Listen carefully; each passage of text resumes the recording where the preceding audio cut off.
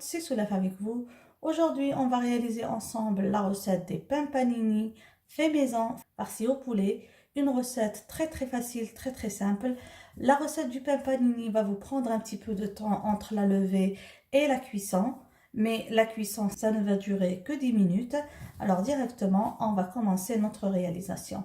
Tout d'abord, la chose la plus importante est de commencer par mariner le poulet. Vous pouvez bien sûr remplacer le poulet par du saumon, par du jambon de poulet, du jambon de dinde, chacun son goût. Moi aujourd'hui je vais faire avec du blanc de poulet et tout de suite on va passer à la marinade de notre poulet. Alors pour le poulet, donc j'ai besoin d'un peu de poulet coupé en lanières ou selon votre goût. Voilà. Je vais ajouter à ça un peu de moutarde. Je vais ajouter à ça le jus d'un citron, du poivre noir, du piquant. Donc ici, je vais utiliser du chili ou vous pouvez utiliser le piment d'Espelette. Je vais ajouter un assaisonnement que j'ai acheté en Algérie spécial pour brochettes. Donc, chacun son goût. Vous pouvez ajouter l'assaisonnement pour shawarma. Vous pouvez ajouter juste un peu de curry ou encore un peu de garam masala. C'est quand vous voulez mariner votre poulet. Vous pouvez aussi ajouter un peu de yaourt. Moi, je vais ajouter, comme je vous ai dit, de la moutarde. On va avoir besoin d'un peu de poivre noir et d'un peu de sel. Donc, directement, on va commencer par mariner le poulet. Je commence par ajouter le chili. Si vous n'aimez pas le piquant, vous pouvez vous en passer. Mon mari aime beaucoup, donc je vais lui mettre une bonne quantité. Des épices, comme je vous ai dit, selon votre goût et votre choix. Du poivre noir.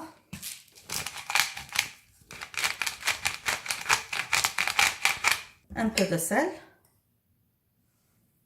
Le sel, on y va tout doucement. Le jus de citron, donc juste un peu de jus de citron. Un peu de moutarde. Et juste un peu d'huile. On va mariner, mettre au frais et on va passer directement à la préparation du pain à panini. Le temps que le pain lève et qu'on fait la cuisson, le poulet sera bien mariné. Comme ça, je vais couvrir et mettre au frais. Maintenant, on va passer à la préparation des pains panini fait maison. Pour cela, on va avoir besoin de farine. On va avoir besoin d'eau tiède, de levure boulangère. Ici, je vais utiliser de la levure boulangère instantanée ou levure sèche instantanée. D'un peu de sucre pour activer la levure. On va avoir besoin de lait en poudre. Si vous n'avez pas de lait en poudre, vous pouvez remplacer l'eau par du lait tiède.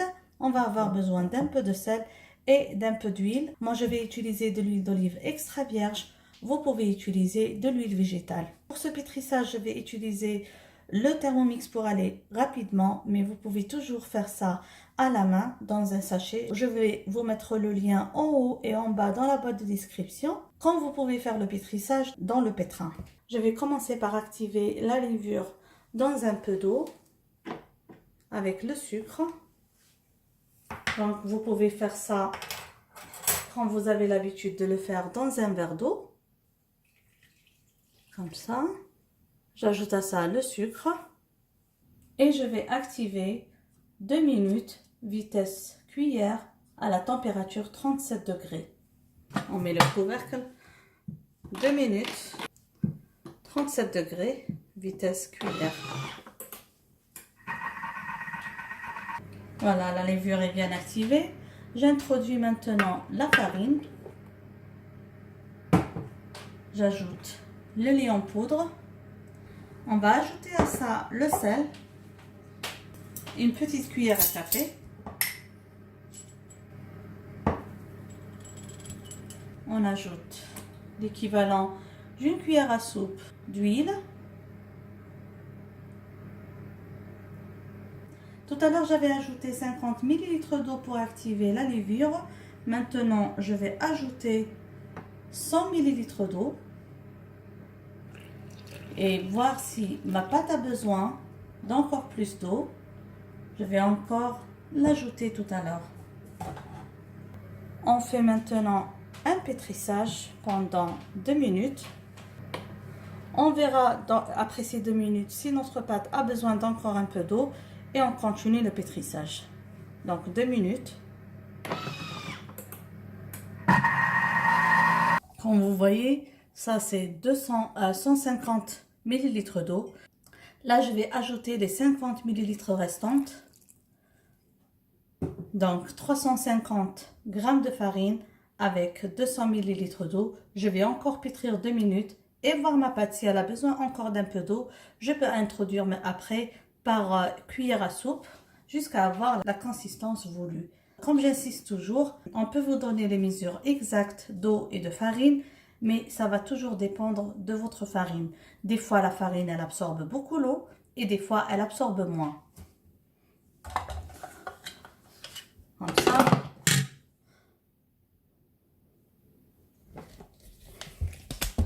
Et on remet encore. Et on remet à un pétrissage de 2 minutes.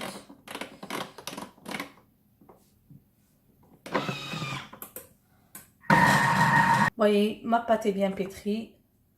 Elle est malléable, mais pas trop collante. Je vais la placer dans un saladier bien huilé. Voilà ma pâte, je la ramasse en une boule. Et je vais la laisser doubler de volume à l'abri des courants d'air. Vous pouvez la mettre dans un four chauffé à 40 degrés et éteint pour qu'elle lève rapidement. Je vais couvrir et on se voit tout à l'heure quand la pâte sera prête et aura doublé de volume. Ma pâte a bien levé. Je vais la dégazer sur un plan de travail fariné. Et je vais diviser. Donc je vais former un boudin et diviser en petites boules que je vais étaler tout à l'heure.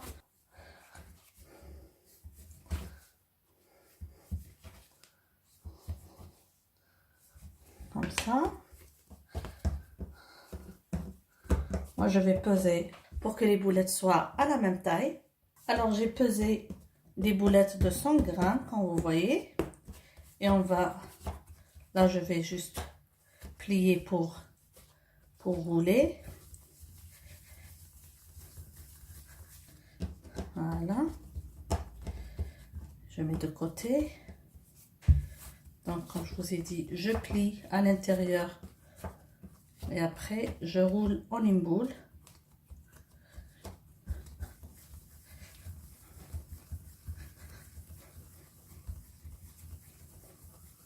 Alors pour la boule, il faut toujours mettre sa main sur le plan de travail et essayer de pousser vers l'intérieur pour avoir de jolies boulettes comme ça. Et on va laisser reposer un petit peu avant d'étaler, juste le temps de 10 minutes avant d'étaler en ovale pour essayer de donner la forme des pains panini. Après, on va laisser doubler de volume avant de passer à la cuisson. Je vais couvrir pour que les boulettes ne sèchent pas. Comme ça, je vais étaler la pâte sur un plan de travail un peu huilé, juste un peu. Et ils ont bien levé. Donc, je vais les étaler en une forme ovale. Donc, à une épaisseur de presque 5 mm. Et on va mettre à reposer sur un plateau allant au four chemisé de papier de cuisson. Comme ça, voilà, et je vais laisser lever. Et on va se voir tout à l'heure pour la cuisson, après que la pâte aurait bien levé. Comme vous pouvez le voir, les pains ont bien levé. J'ai préchauffé le four à 180 degrés et je vais faire la cuisson pendant 10 minutes, pas plus. Les pains ne vont pas prendre une couleur, ils vont juste bien blanchir. La mie, elle va bien cuire à l'intérieur, mais on ne va pas leur donner une couleur dorée parce qu'on va terminer la cuisson des pains panini dans la presse à panini. Donc voilà, après 10 minutes de cuisson, ma pâte, mes pains restent blancs. Ils sont super moelleux. Je vais laisser refroidir. Et maintenant, on va passer à la préparation de la farce. Donc la cuisson de la farce. On va laisser bien refroidir et on va farcir les panini. Maintenant, on va faire la cuisson du poulet qui a bien mariné.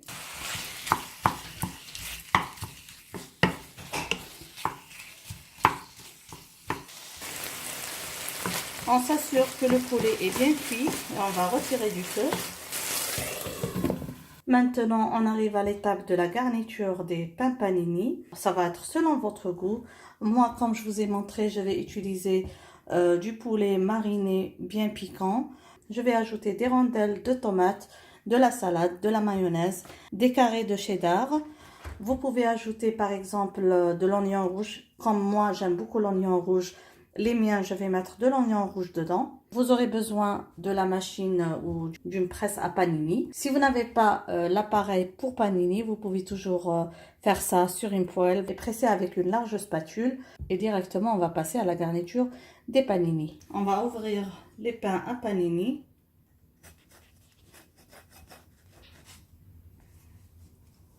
Voilà. Une jolie mie. On va garnir l'intérieur avec un peu de mayonnaise. On garnit avec un peu de salade, un peu de tomate. La garniture, bien sûr, c'est chacun son goût. Un peu de poulet, comme ça. Et au final, on va mettre le cheddar. On va allumer l'appareil à panini et presser les pains.